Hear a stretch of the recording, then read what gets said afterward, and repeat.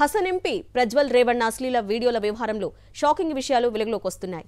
తుపాకీ గురిపెట్టి చేతులు కాళ్లు కట్టేసి మహిళలపై అఘాయిత్యాలకు ఒడిగెట్టినట్లు ఫిర్యాదులు అందుతున్నాయి.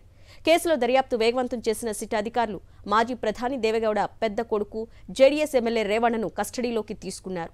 ప్రజ్వల్పై బ్లూ కార్నర్ నోటీసులు జారీ చేసేందుకు సిద్ధమవుతున్నారు.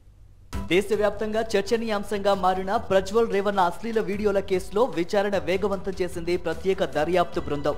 హసన్లోని ప్రజ్వల్ నివాసంలో సోదాలు చేపట్టారు సిట్ అధికారులు. అసభ్యకర వీడియోల వ్యవహారంపై ఆయన ఇంట్లోని సిబ్బందిని ప్రశ్నించారు. రేవణ్ణ అనుచరుడు సతీష్ ఫోన్ సీజ్ చేసి ఫోరెన్సిక్ ల్యాబ్ కు పంపింది. అశ్లీల వీడియోల వివాదం వెలుగులోకి రాగానే జర్మనీ పరారయ్యాడు ప్రజ్వల్ రేవణ్ణ. దర్యాప్తునకు హాజరయ్యేందుకు వారం రోజులు గడువు కావాలని సిట్ అధికారులను కోరాడు. ఈ నేపథ్యంలో ప్రజ్వల్ పై రెండోసారి లుకౌట్ నోటీసు జారీ చేసినట్టు కర్ణాటక హోంమంత్రి పరమేశ్వర వెల్లడించారు.